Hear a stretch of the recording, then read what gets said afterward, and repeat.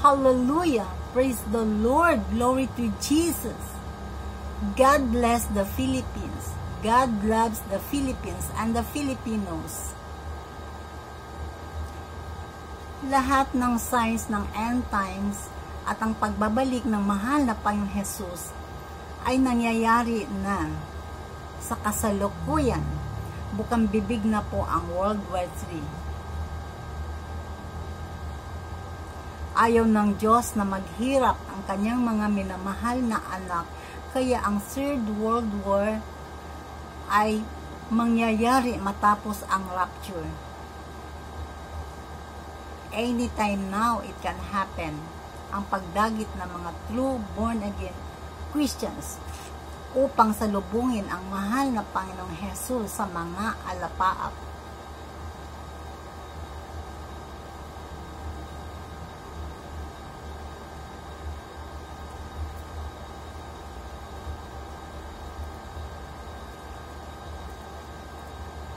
First Thessalonians 4:16-17 says, "For the Lord himself shall descend from heaven with a shout, with the voice of the archangel, and with the trump of God, and the dead in Christ shall rise first. Then we which are alive and remain shall be caught up together with them in the clouds to meet the Lord in the air, and so shall we ever be with the Lord." Kung ikaw ay isang true born again Christian, hindi mo na maranasan ang World War III. Ganyan kabuti ang Diyos na buhay. Huwag po tayo masindak sa mga pangyayari na kailan lang. Grabeng provocations ang ginawa ng China sa West Philippine Sea sa ating mga kababayang Pilipino. Sa ngayon, control po ng Diyos lahat ng bagay. Bible says, His ways are not our ways, neither His thoughts are our thoughts. Kahit na sobrang naalgabyado na po ang mga Pilipino sa ginawang panggigipit at pananakit ng China, tandaan natin na ang Diyos ay hindi natutulog. Handa niya ipaghiganti ang kanyang mahal na bansang Pilipinas na gumagawa lamang ng sobra pong pagpapasensya sa grabing panghimasok ng China sa sarili nating teritoryo. Nakita natin sa balita, halos sa lahat ng mga balita, na hindi makatarungang ginawa ng mga inchik sa mga Pilipino na mapayapang gumaganap sa kanilang tungkulin dyan sa West Philippine Sea.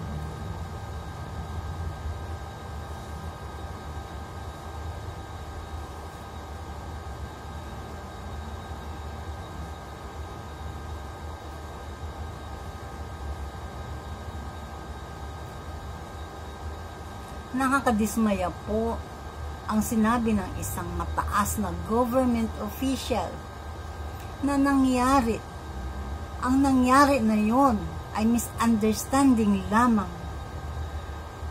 Oh my God! What a shame! Parang hindi siya isang Pilipino. Nakita naman natin na gumagamit na ng nakamamatay na bagay ang mga inchik at grabeng nasaktan ang mga Pilipino doon.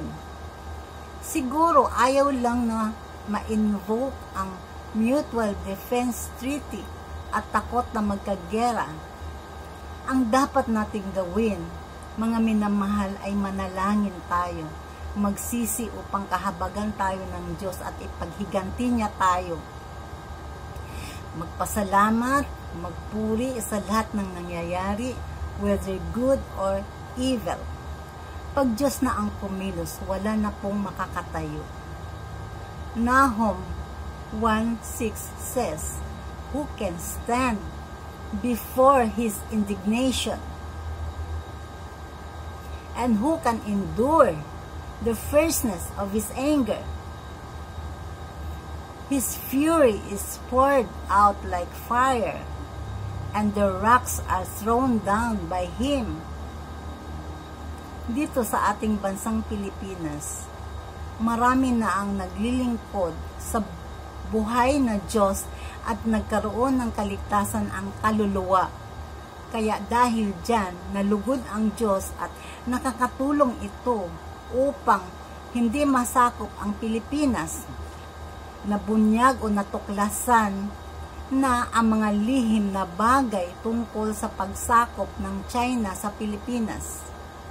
Dapat lahat ng Pilipino ay maging true born-again Christians, tunay na mga anak ng Diyos na mumuhay sa pagsunod sa kanyang kalooban at may kapangyarihan mula sa Diyos upang ang kanilang mga prayers ay makatulong na hindi masakop ng China ang Pilipinas.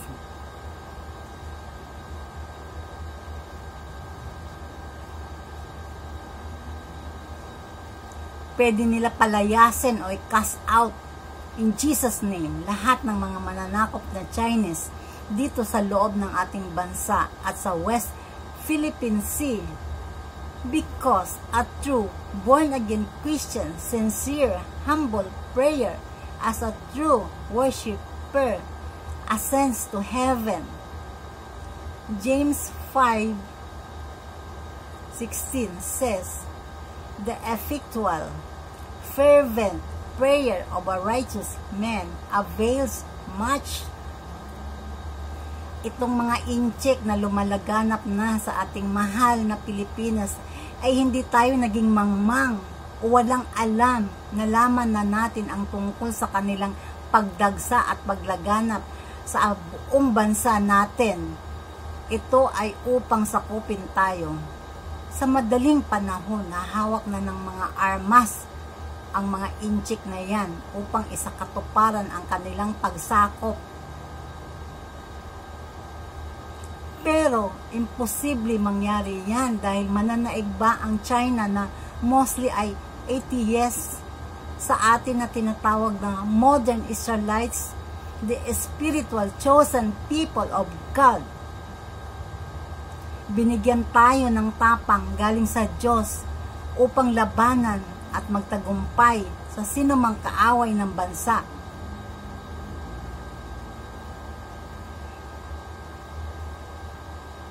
Hindi na po biro ang pagdami ng mga inchik sa Pilipinas at hawak pa nila ang iba nating mga authorities.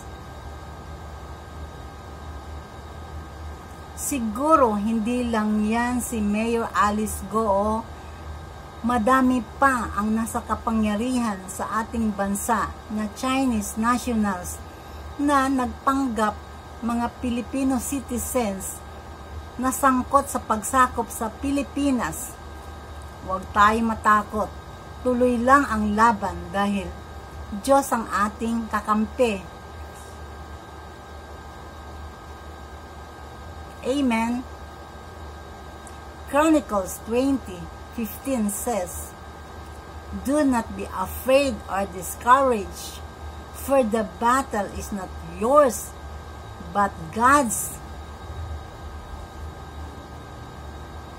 Unang-una, andito ang end-time prophet, the man of God, na walang humpay na nananalangin, na nakaabot sa trono ng biyaya ng Diyos.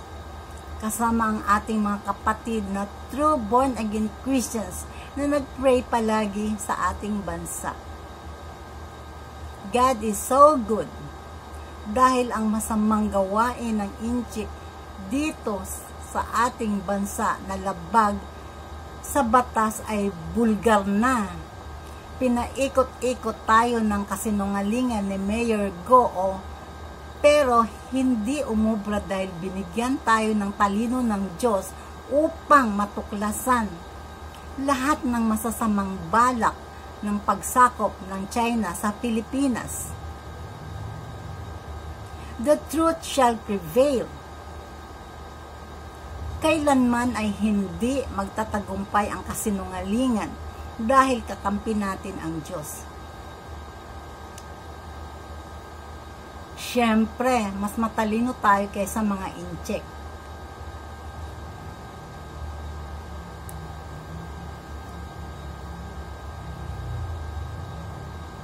Maraming Filipino true born again Christians ang patuloy na nagpipray sa bansang Pilipinas at tinutugon ng Diyos ang kanilang mga panalangin. John 5:31 says, "Now we know that God hears not sinners, but if any man be a worshipper of God and does His will, him He hears."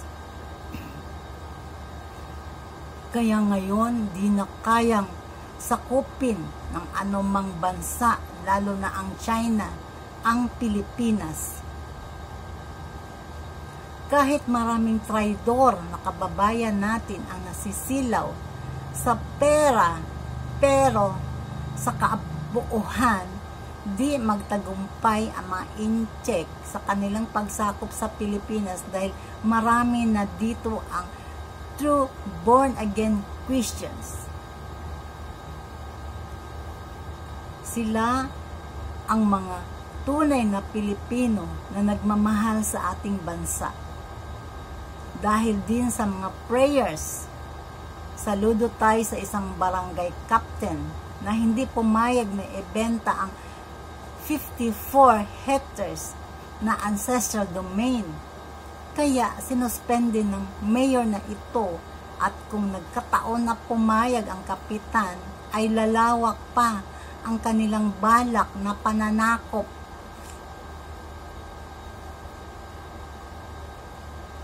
God forbid. Amen. Praise the Lord. Ang ating gobyerno ay patuloy na gumagawa ng hakbang para manatili sa atin ang West Philippine Sea at mapalayas ang China na illegal na umaangkin sa ating teritoryo, kasama ang mga illegal Chinese na andito sa loob ng Pilipinas at ang mga konektado sa Pogo na sangkot sa mga kriminalidad.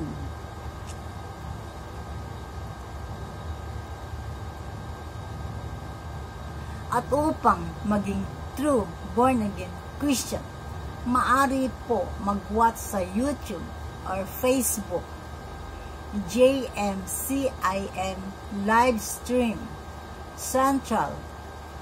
God bless us all. Mga minamahal, grabe na po talaga ang nangyayari sa ating bansa. Ngunit wala po tayo ipangamba dahil ito po, ang ating bansang Pilipinas ay kakambal po ng Israel. Ang akala ng mga dayuhan, lalo na mga incheck, ay wala tayong kakayanan upang sila ay talunin. Ngunit mahigit po ang sandata na nanggagaling sa makapangyarihang Diyos sa langit.